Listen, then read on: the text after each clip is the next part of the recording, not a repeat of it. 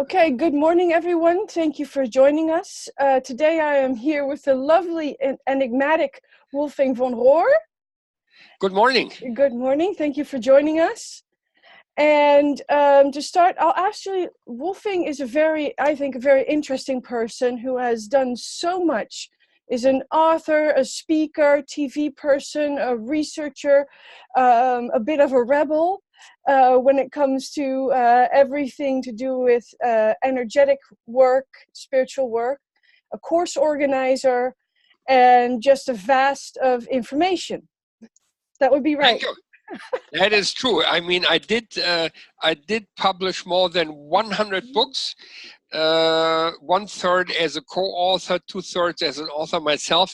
I worked 20 years with National German Television, ARD and ZDF, and it is true, I have been and I am organizing and translating events with the medium Gordon Smith, with Yes. Crimson Circle, the Jeffrey and Linda Hoppy from Adamo Saint-Germain, before with Chris Griscom and many, many others. It is true, I may not look at it, but I've been very industrious and very busy. Yes, you look a lot younger than the hours you put in every week. Anyway, now that people know that they have what we call a heavyweight amidst us today, when it comes to knowledge, these interviews are a bit about spirit stories, and I know you must have experienced a lot, but is there anything in your dealings with spirit that you've either witnessed or noticed that has left like an impact or given you goosebumps? Oh, there are so many things, but let me start with a few tiny things. Yes. I've been the first foreign client at the Light Institute of Galisteo, south of Santa Fe, New Mexico, with Chris Griscom. This is ages ago, 1986. So I had a so-called reincarnation session or multi-dimensional session and so on with her lovely daughter, Karen. Mm-hmm. And actually what happened is, in one of these sessions, I saw things which exactly I saw later on when I was walking out and just strolling about in the empty space. I found a stone throne. I saw a blue bird and a very special ring. Yeah. With a certain, I think it was a heart with feathers around, but very, very particular. I found the very same ring which I saw in this session on the Santa Fe Indian market later on, like half a day or one day later. I bought it. It was not a super huge, expensive thing. I bought it and then gave it as a present to dear Karen. I have seen in some of these sessions, also in meditations, things which later then came across in physical manifested form. So there is that. Then obviously you all have it. Everyone who listens in, I'm sure, has had inklings, intimations of upcoming events, has had signs. Let it be the proverbial white feather for an angel or spirit being there supporting us. I'm sure this is nothing particular to me. I'm sure it has been happening with very, very many people. Mm-hmm. I have been at the Palm Leaf Library in Bangalore with Murthy Anand, I forget his full name, and it was quite interesting because he hardly spoke any English, and they are not making things up. They just read from the palm leaves. Yeah. And he, for example, read from the palm leaves that at that time I didn't have one spiritual Indian master, which is kind of, you would suspect that if a Westerner comes to India. No, he said you have two, and it is correct. So I've had many every day, just she was in her 93rd year, my dear nanny passed over into the spiritual world. Mm-hmm. I have had the very strong urge, last Friday, it's just 3 days ago, to call her.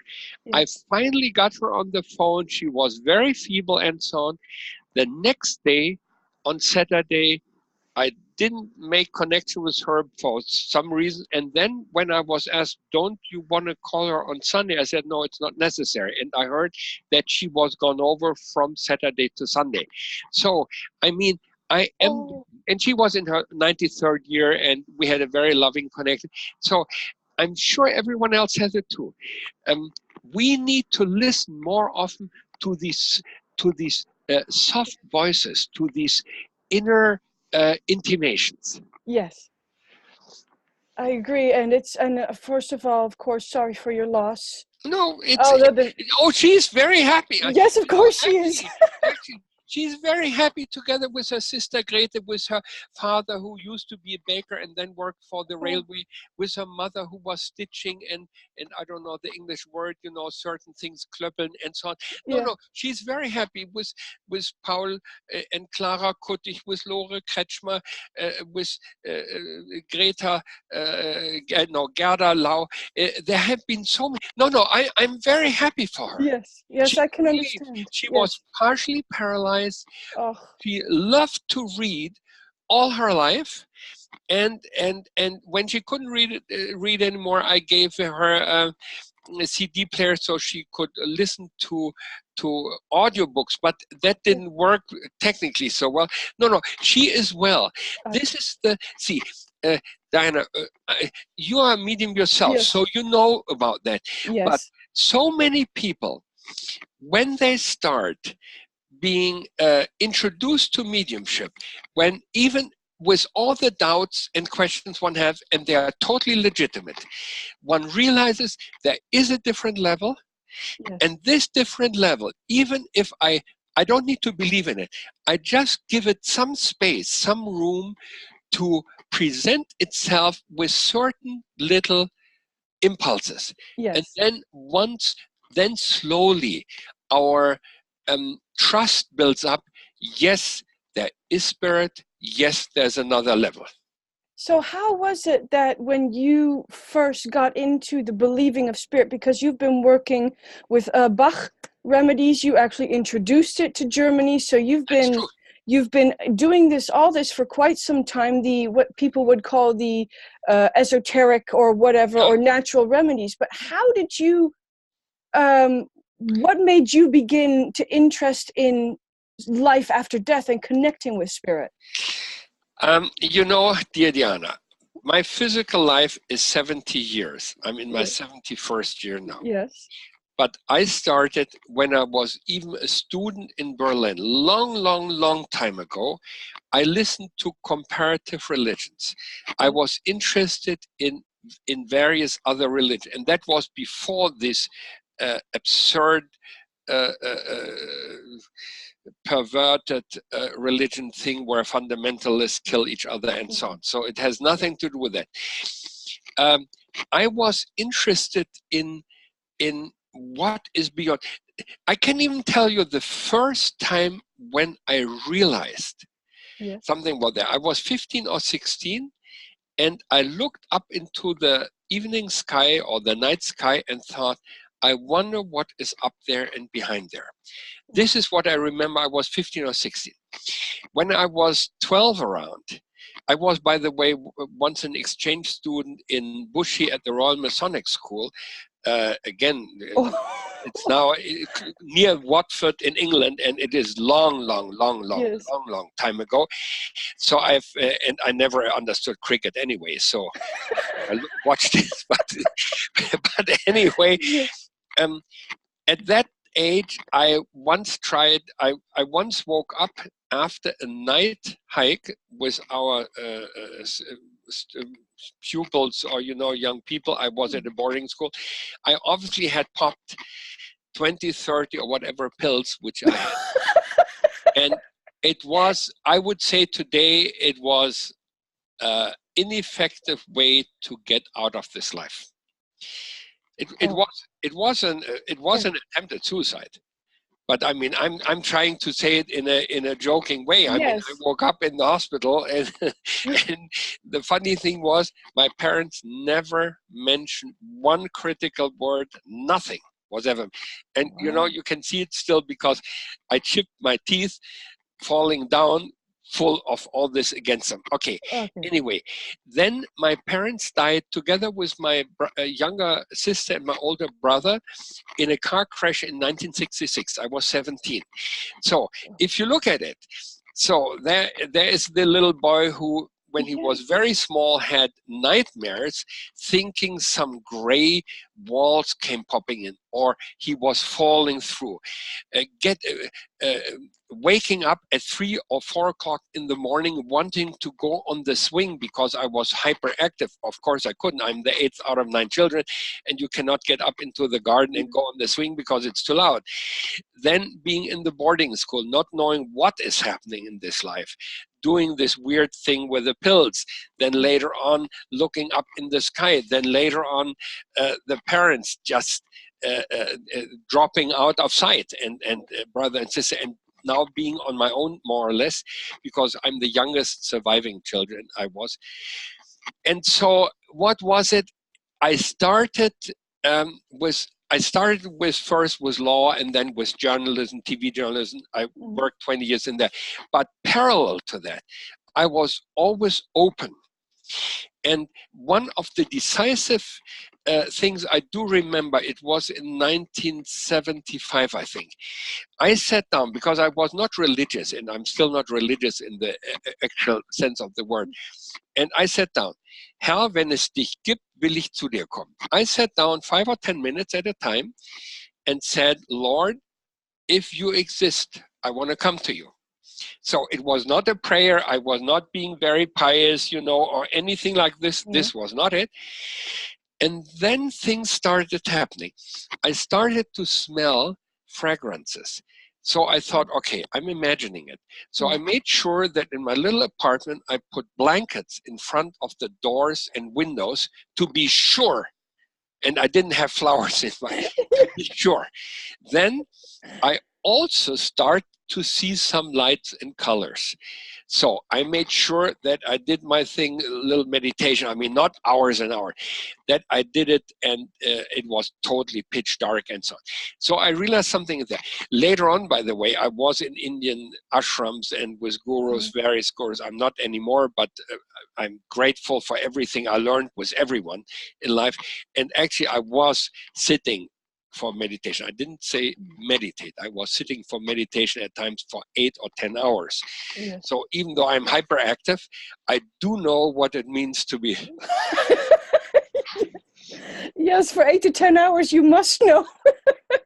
And my dear deceased yoga teacher, Anneliese Haaf, she taught me something which I would like to share with our viewers and listeners. She said, a very simple method to get more within your own self is what she called the Dampfkesselatem, the breathing like from a steam engine. And that is breathe in through the nose a little bit deeper and exhale audibly through the mouth. So basically, so only 2 or 3 times. You don't need to believe into anything. You don't need to be religious. You don't need to be esoteric or metaphysical or whatnot. You just try it out. Now, to come back to your question about the alternative medicine. Yes. For 12 years, when I lived in Santa Fe, New Mexico, I did not have any insurance because I couldn't afford it. So I had to take care of my health. Yeah. What did I do? Sometimes I went to the allopathic, academic, Western scientific medicine, and sometimes to the alternative or shamanistic or naturopathic thing.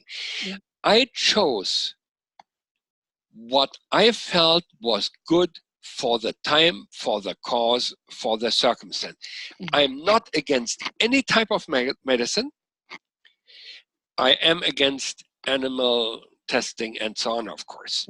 But in general, I'm not against this, that, or the other type of medicine, but I'm in favor of using all possibilities we have to heal. Yes. I agree. I agree with you. I think that is, that's the best way. And, do you think for you that enhanced, that path you were on in the searching, did that enhance the how should I put it? Oh, now I'm searching for a word.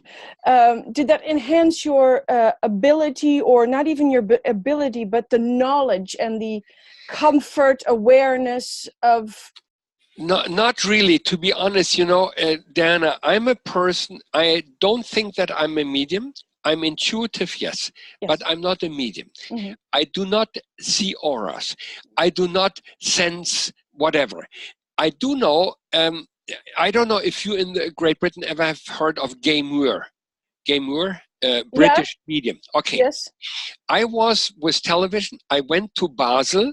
Yeah. There was a demonstration. Gay Moore demonstrated certain woo-woo stuff, So they asked for volunteers. So I volunteered, and some other man volunteered too. He was the subject. He was sitting on a chair, and I was asked, and my film crew filmed it. Yeah. I was asked, try to sense this man you don't know where he has his physical problem. Just, like this. Mm-hmm. So I did it like that. I found not one, but two problems. And he admitted, yes, he forgot about the second problem. So what I say is, I don't believe in things. Mm-hmm. But if, for example, someone tries to put the hands over the body of someone, and he or she feels something weird somewhere. No, I am not diagnosing a disease, but I'm saying, oh, I feel some strange energy here. Yes. Or turbulent or whatever. So my approach is, I want to be living in both worlds at once. Here in the physical, emotional, mental region, and also in the spiritual, supernatural region. Can I decide voluntarily? No. Can I make miracles? No. Can I do miracle healing? No. But I can be. Other people, by the way, may be able to do it. So I'm not saying they cannot do it. I cannot. But I'm open for spirit to guide me for whatever happens. That is beautiful. If you don't say spirit, you can say God or life or your intuition or your higher self. So I'm not committed to any of these words. No, that's beautiful. And I know we've come around to the time. And so with the ending of that last words, the beautiful way you put it, which I think is inspirational for those who seek, that they should not label it, but just seek it within and be okay with all that is, no matter what. Very good. And I would like to thank you. Good. Wulfing. And for everyone else, Wulfing von Rohr. Toch? Rohr. I'm trying to pronounce it correctly. Wolf is fine. Diana, Wolf is fine. Okay, Wolf is fine. And thank you, Wolf. And I will thank the viewers for now and stop recording. Hold on.